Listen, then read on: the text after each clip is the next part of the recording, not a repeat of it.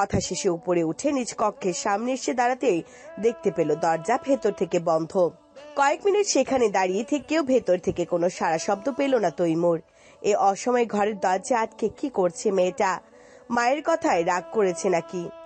নানা ধরনের দুশ্চিন্তা নিয়ে দরজায় কড়া নাড়ল তৈমুর।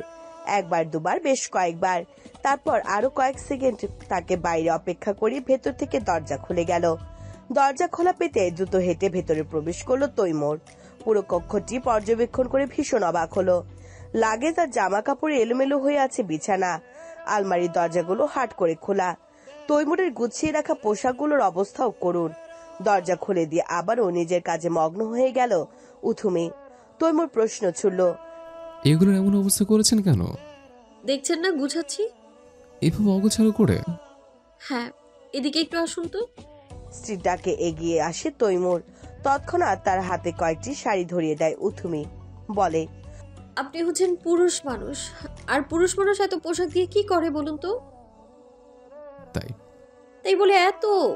যাই হোক, এই ভাঁজ করা শাড়িগুলো সুন্দর করে ওই হ্যাঙ্গারে ঝুলিয়ে রাখুন তো। বাধ্য স্বামীর মতো স্ত্রীর দেওয়া কাজটি করতে লাগলো তৈমুর। তার ফাঁকে ফাঁকে উথুমির হাব ভাব বোঝার চেষ্টাও করলো, কিন্তু পারল না। ব্যর্থ হয়ে জিজ্ঞেস করলো, আমার কথায় কি আপনি রাগ করেছেন? না তো।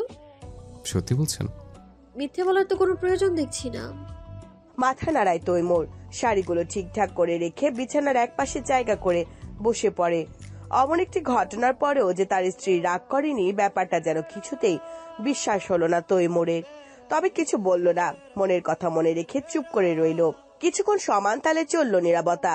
সব জামা কাপড় গোছগাছ করে আলমারিতে রেখে বিছানা খালি করলো উথুমি। লাগেজগুলো খাটের নিচে ঢুকিয়ে এবার গেল ড্রেসিং টেবিলের সম্মুখে। এই পুরোটা সময় নিষ্পলক দৃষ্টিতে তাকিয়ে তাকে দেখে গেল তৈমুর। ঘন্টা দেড়েকের মধ্যেই বদলে গেল ঘরের পরিবেশ।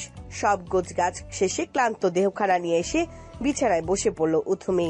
ঘরে এসি চলার পরেও এই অল্প কাজে যেন সে হাঁপিয়ে উঠেছে। তার এই ক্লান্তি দেখে খাটের পাশে ছোট্ট টেবিল থেকে পানির গ্লাসটি এনে তার সম্মুখে ধরল তৈমুর।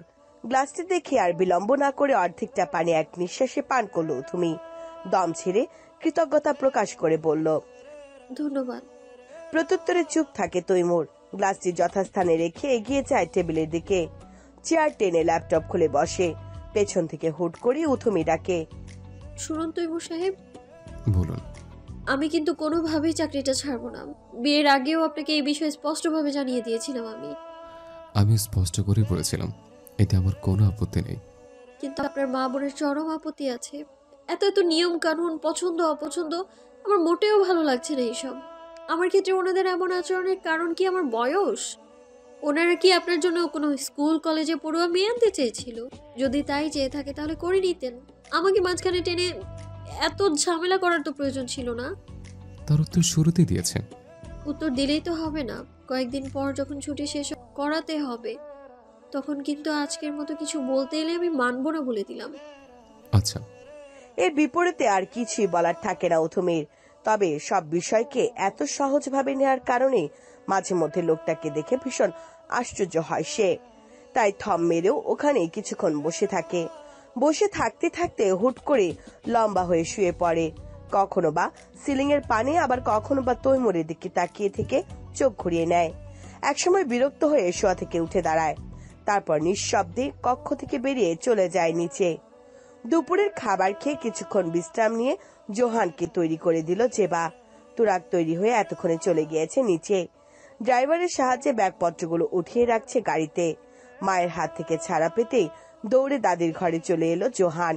শাহানা তখন অলস দেহখানা নিয়ে বিছানায় শুয়ে বিশ্রাম নিচ্ছিলেন। নাতির শব্দ পেতে তৎক্ষণাৎ উঠে বসলেন তিনি। পুত্রবধূকে দু চোখে সহ্য করতে না পারলেও ছেলের ঘরের নাতি উনার চোখের মনি। আর জোহানেরও যেন সব আবদার তার দাদির কাছে। ঘরে সেই বিছানায় উঠে পা ঝুলিয়ে বসলো সে। শাহানা তার গাল টেনে জিজ্ঞেস করলেন, কি ব্যাপার দাদু, এ অসময়ে আমার কাছে যে? আর এভাবে এত সাজুগুজু করেছো কেন? কেন আবার?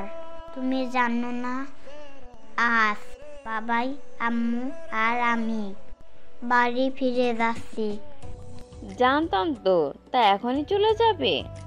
হ্যাঁ, দেহ হলেই চলে যাব। তুমি নিচে চলো। নাতির জোড়াজুড়িতে দ্বিমত করতে পারল না শাহানা। বিছানা থেকে নেমে এগিয়ে গেলেন নিজের আলমারির দিকে। আলমারির দরজা খুলে ভেতর থেকে একটা ছোট বাক্স বের করে তার থেকে বের করলেন কচকচে 1000 টাকার একটি নোট। এগিয়ে এসে জোহানের পকেটে গুজে দিয়ে ফিস ফিস করে বললেন, এই টাকা দিয়ে তোমার যা ইচ্ছে তাই কিনে নিও, ঠিক আছে? চোখ দুটো চকচক করে উঠল জোহানের। প্রত্যেকবার দাদার বাড়ি এলেই দাদি তার পকেটে এমন 1000 টাকার নোট গুজিয়ে দিয়ে এই এক কথাই বলে। তৎক্ষণাৎ দাদিকে জড়িয়ে ধরল জোহান। আনন্দিত চিত্তে বলল, তুমি খুব ভালো দাদি, আমি তোমাকে অনেক ভালোবাসি। মুহূর্তে আনন্দে পুলকিত হয়ে উঠল শাহানার মন। মাথায় হাত বুলিয়ে দিয়ে বললেন, চলো এবার নিচে যাই। যেতে যেতে দাদি নাতির মধ্যে চলল আরো অনেক কথাবার্তা। বড় ভাই আর ভাবির থেকে বিদায় নিয়ে গাড়ির কাছে এসে দাঁড়ালেন মহিউদ্দিন।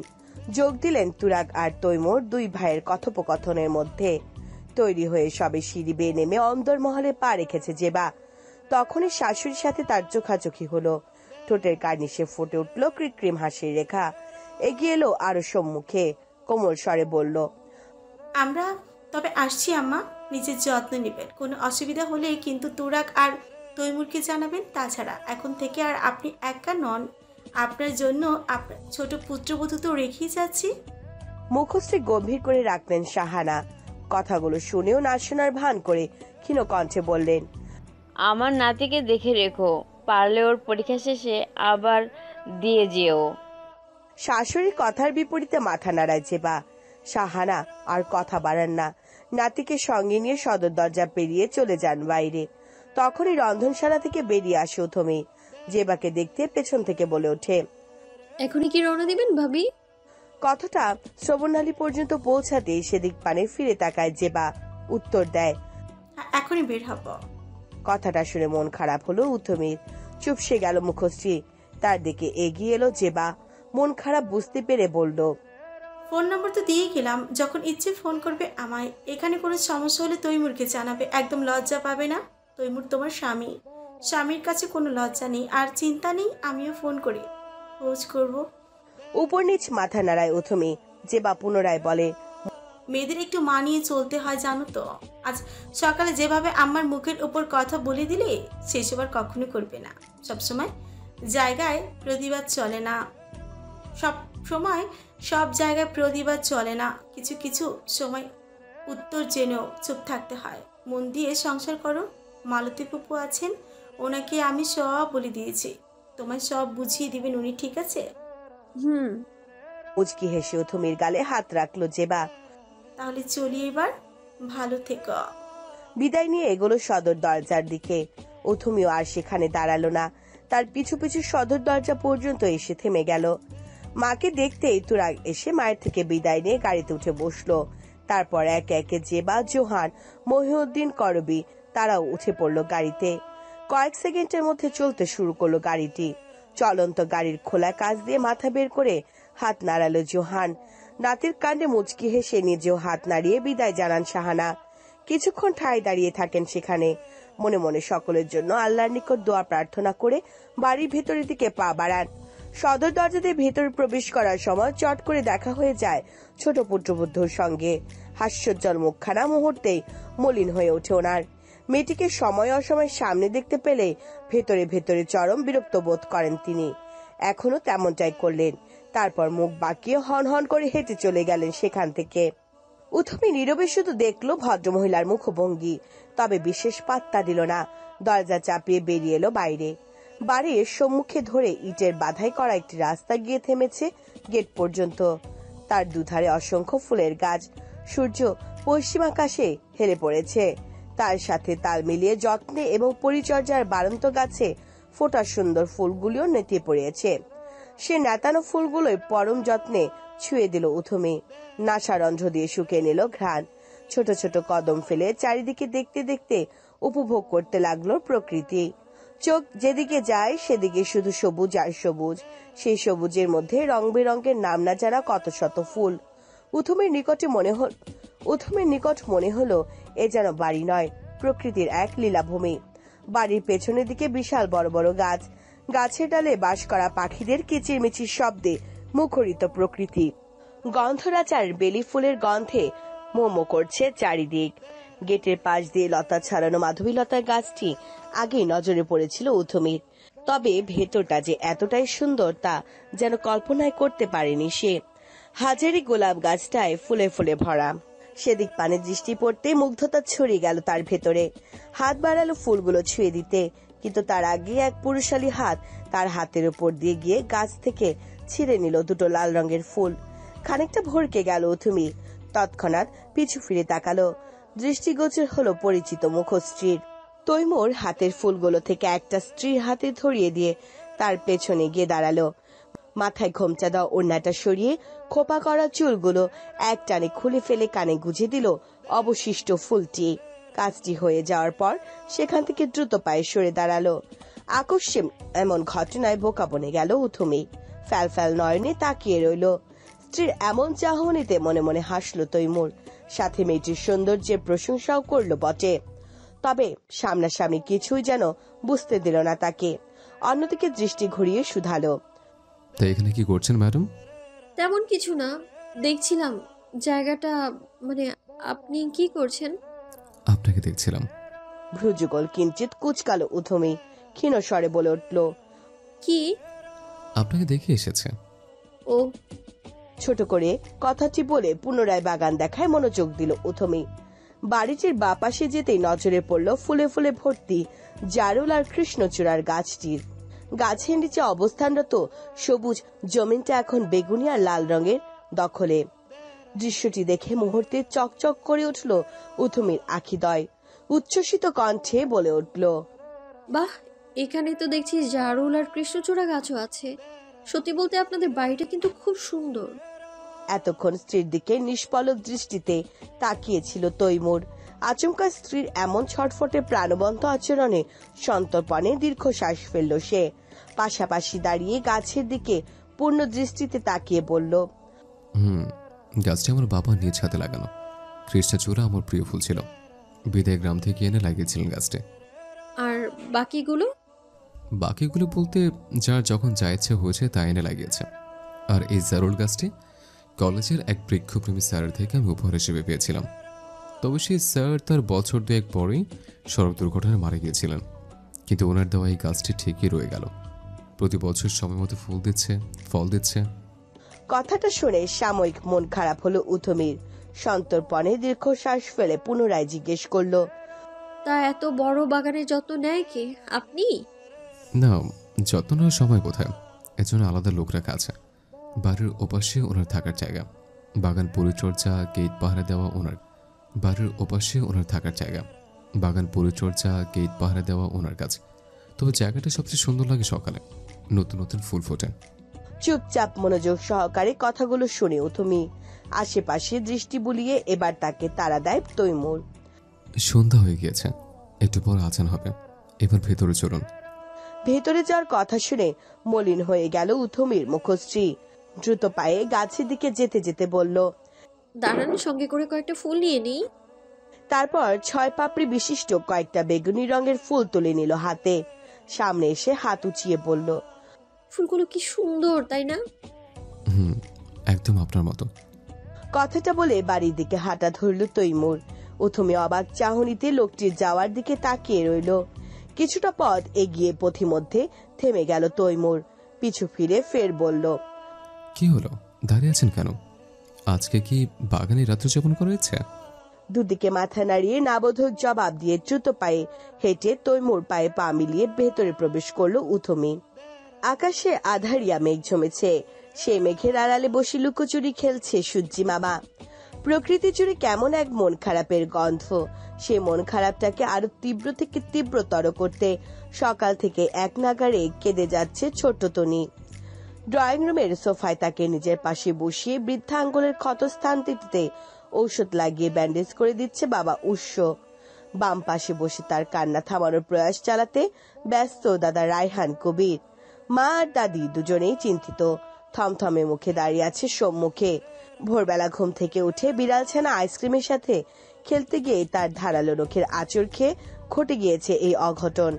কেয়া বেগমের চোখে মুখে উদ্বিগ্নতা, কপালে জমা বিন্দু বিন্দু ঘাম শাড়ির আঁচলে মুছে অভিযোগের সুরে পুত্রের উদ্দেশ্যে বললেন, আমি আগেই নিষেধ করে দিয়েছিলাম, বাড়িতে এসব বিড়াল পোষার প্রয়োজন নেই, ছোট একটা বাচ্চা আছে। কিন্তু না, আমার কথা শোনার তো প্রয়োজনই মনে করে না কেউ। এখন দেখ কি একটা অবস্থা, বাড়িতে বসে না থেকে ওকে নিয়ে ডাক্তারের কাছে যা, বড় কোনো কিছু হওয়ার আগেই ইনজেকশন দিয়ে নিয়ে আয়। দাদের মুখে ইঞ্জেকশনের নাম শুনে কান্নার বেগ বৃদ্ধি পেল তনির। কাঁদতে কাঁদতে হেঁচকে ওঠা শুরু হয়ে গেল তার।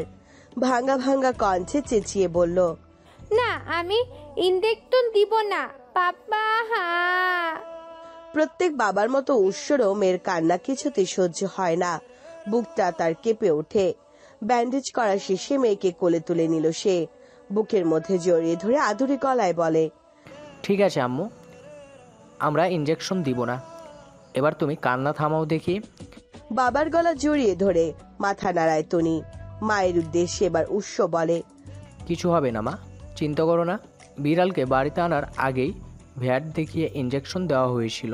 ওই বিড়ালের কামড়ে বা খামচিতে বেশি কিছু হলে রক্ত বের হবে, এছাড়া তেমন কিছুই হবে না। পুত্রের কথায় নিশ্চিন্ত হন কেয়া বেগম। রিনিতা এগিয়ে আসে, শাড়ির আঁচল দিয়ে মুছিয়ে দেয় মেয়ের মুখশ্রী। মায়ের স্পর্শ পেতে তনি নাক টেনে অভিযোগের সুরে বলে, আমি আইসক্রিমের সাথে কথা বলবো না, ওর সাথে আলি।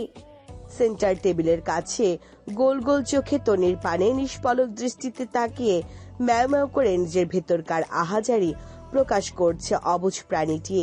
সেদিকে একবার তাকিয়ে স্বামীর কোল থেকে মেয়েকে নিয়ে কোলে তুলে নিল রিনিতা। তৎক্ষণাৎ দৌড়ে এসে তার পায়ের কাছে ঘেঁষে দাঁড়ালো আইসক্রিম। উপরের দিকে মাথা তুলে পূর্বের ন্যায় চিৎকার করে ডাকতে লাগলো। ততক্ষণে কান্না থেমে গিয়েছে তনির।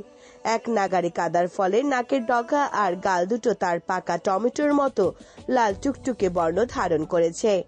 মেয়েকে বোঝানোর উদ্দেশ্যে রিনিতা বলল, ও তো এখনো অনেক ছোট আম্মু, খেলতে গিয়ে ভুল করে আঁচড় লেগে গিয়েছে, তাই বলে তুমি ওর সঙ্গে রাগ করে থাকবে? তুমি যখন একেবারে ছোট্ট ছিলে তখন তোমার বড় ফুপির চুল ধরে কত টেনেছো, খামচি দিয়েছো, তখন কি তোমার বড় ফুপি তোমার সাথে রাগ করে কথা বলা বন্ধ করে দিয়েছিল বলো? নাকি আমি করেছি? তাছাড়া দোষ তো তোমারই। আমি কতবার করে বলেছি ওর নখগুলো কেটে দেই, কিন্তু তুমি তো কাটতেই দাওনি। নখ কাটলেও ব্যথা পাবে। নিষ্পাপ তার কণ্ঠস্বর। নখ কাটলে কেউ ব্যথা পায় বুঝি? ওর দিকে একবার দেখো তো, তুমি ব্যথা পেয়েছো বলে ও কেমন অস্থির হয়ে গিয়েছে, কিভাবে তোমায় ডাকছে। ইচ্ছে করে দিলে কি এমন করতো বলো? বাম হাতের উল্টো পিঠে চোখ মুছে আইসক্রিমের পানে তাকায় তনি। দৃষ্টিগোচর হয় ছোট্ট ছানার অসহায় মুখখানি। রায়হান কবির এগিয়ে এসে পুত্রবধূর কোল থেকে নিজের কোলে তুলে নিলেন নাতনিকে।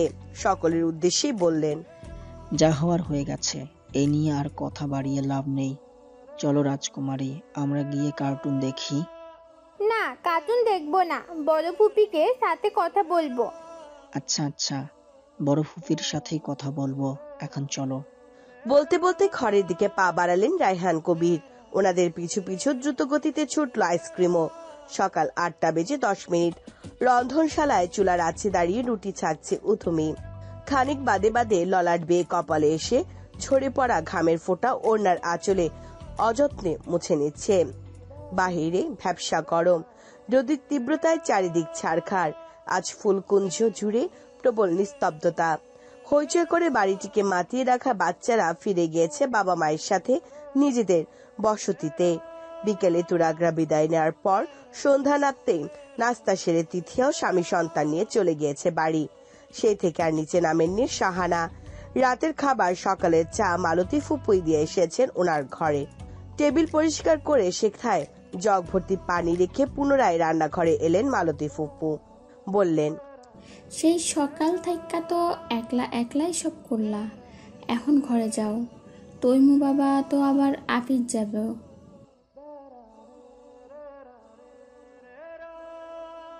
ওইটা আমি ছাইকা দিতাছি, তুমি যাও তো। তৈমুর বাবার কি না কি লাগে দেহ গিয়া। বিপরীতে আর দ্বিমত পোষণ করার সুযোগ পেল না উথমি।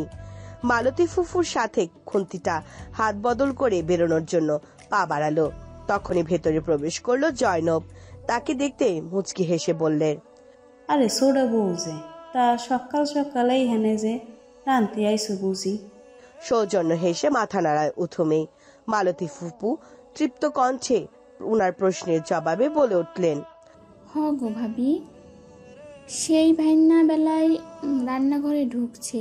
এই গরমের মধ্যে রুটি, 2 পদের ভাজি সব বৌমাই একলা হাতে বানাইছে।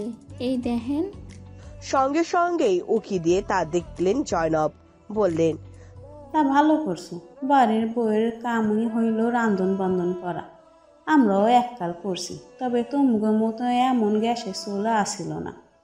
লাকড়ি দিয়া মাটির চুলায় রাঁধছি। তা বউ, আমারও 2টা রুটি বানাই দাও তো।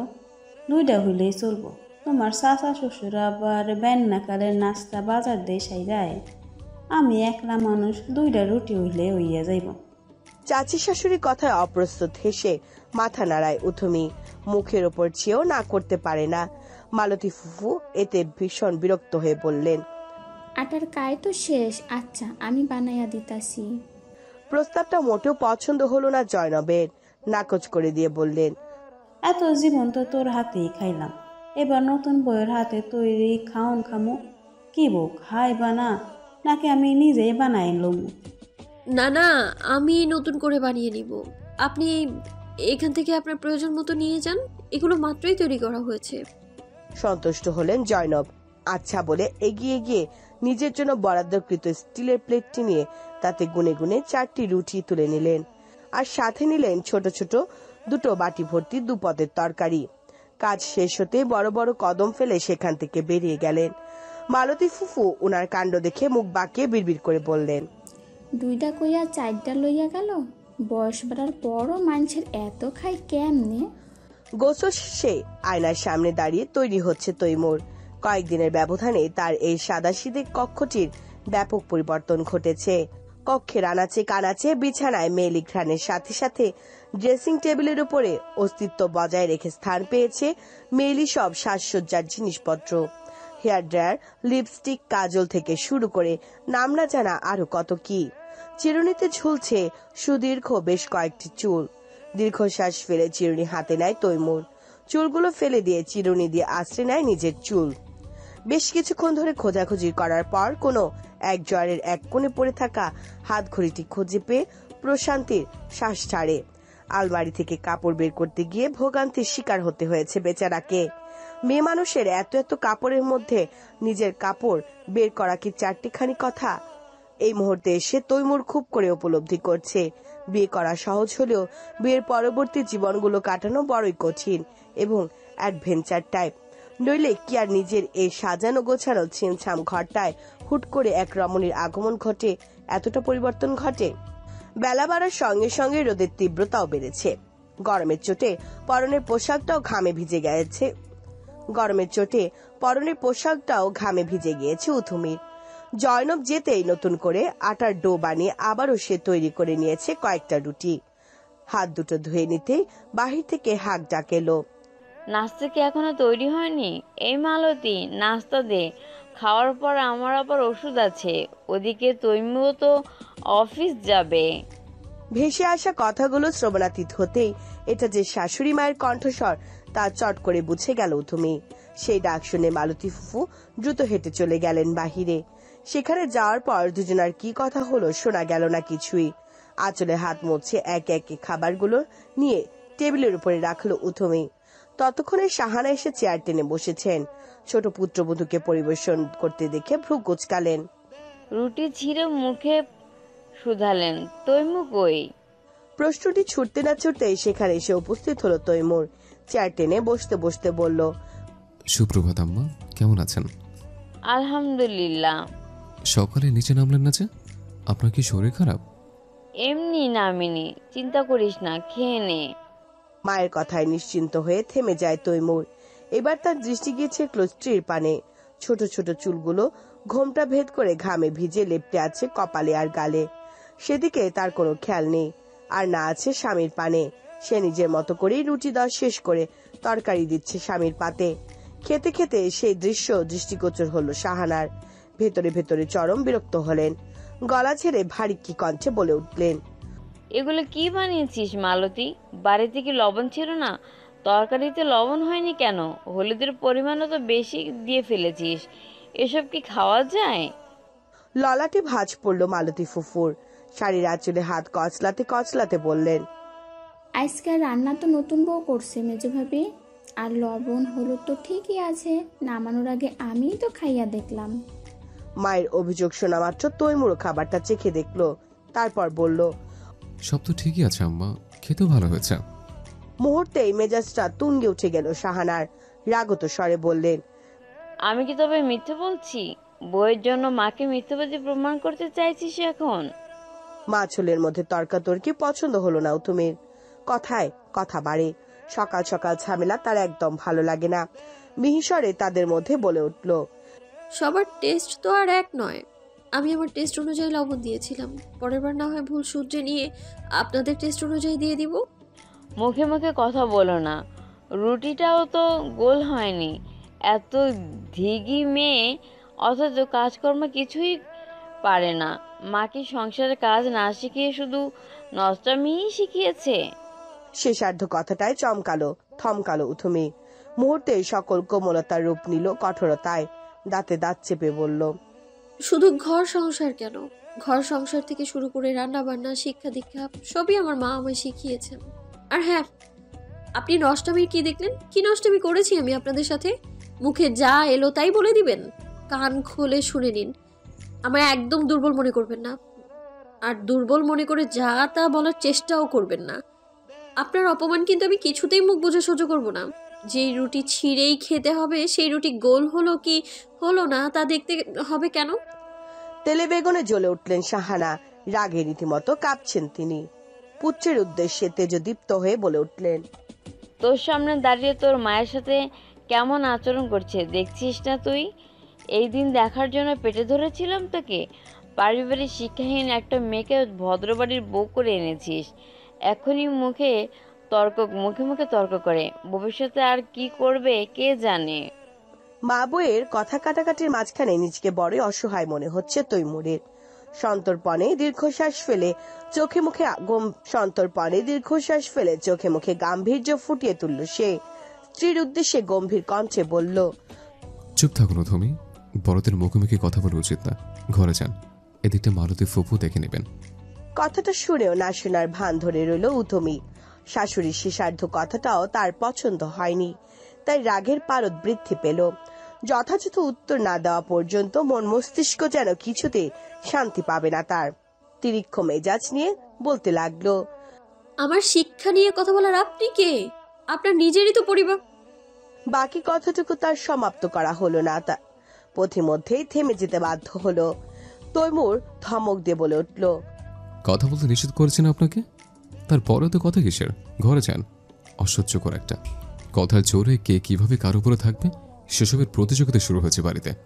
তার ধমকে উপস্থিত সকলে তটস্থ হয়ে গেল মুহূর্তে। সহসা সে রাগে না, উঁচু গলায় কারোর সাথে কথাও বলে না, যার সম্পর্কে খুব ভালো করে অবগত শাহানা। তাই তিনিও নীরব রইলেন।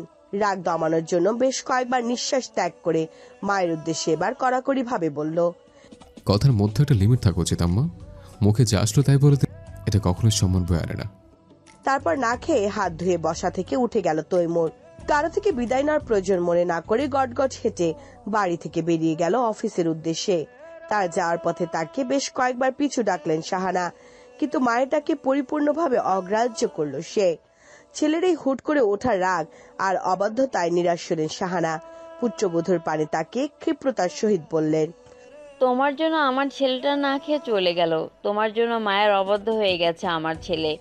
জীবনেও ভালো হবে না তোমার। বলতে বলতে না খেয়ে তিনিও স্থান ত্যাগ করলেন। পূর্বের স্থানে ঠায় দাঁড়িয়ে রইল উথমি।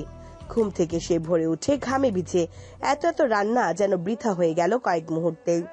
বেশ কিছুক্ষণ ভেবেও খুঁজে পেল না নিজের যথাযথ কোনো দোষ। অন্যের খারাপ কথার বিপরীতে প্রতিবাদ করা যায় কি তবে অন্যায়? মালতী ফুফু এগিয়ে এলেন। এটো প্লেটগুলো একজোট করতে করতে তারা দিয়ে বললেন, বসো এনে, খাইয়া নাও তাড়াতাড়ি, বেলা বাড়তাছে। আবার দুপুরে রান্নার আয়োজন করতে হইব। খাবো না আমি, আপনি খেয়ে বাকি সব রেখে দিন। স্বামীর ঘর করতে হইলে এইসব ছোটোখাটো ব্যাপার স্যাপারে এড়াইয়া যাইতে হয়। সেই তুমি যত বড় শিক্ষিত মায়াও হয় না কেন, কথায় কথায় চোপা করলে শাশুড়ির চোখেও খারাপ হইবা, স্বামীর চোখেও খারাপ হইবা। সংসার জীবন তো পার কইরা আইছি, তাই সবই বুঝি। মানুষের কথায় খাওয়ানোর ওপর রাগ করতে নাই। তুমি খাইলেও কারোর কিছু আয় বুঝাইব না, আবার না খাইলেও কারোর কিছু আয় বুঝাইব না। কেউ মুখের সামনে নিয়ে কইব না খাইয়া লও, আর না অসুখ হইলে সেবা যত্ন করব। বাপের বাড়ি আর শ্বশুর বাড়ির মধ্যে বিস্তর ফারাক, বুঝলা? তবে তৈমু বাবা খুবই ভালো মানুষ, একেবারে মেজো ভাইজানের লাহান, কিন্তু মা ভক্ত আর কি। মায়ের মেলা সম্মান করে, তাই শাশুড়ির মন জোগাইয়া চলার চেষ্টা করবা। নাও এখন খাইয়া লও। নীরবে কথাগুলো শুনল তুমি, গম্ভীর এক ভাবনায় মগ্ন হয়ে নিজের কথাতে অনড় রইল। তারপর বড় বড় কদম ফেলে এগিয়ে গেল নিজের কক্ষের দিকে।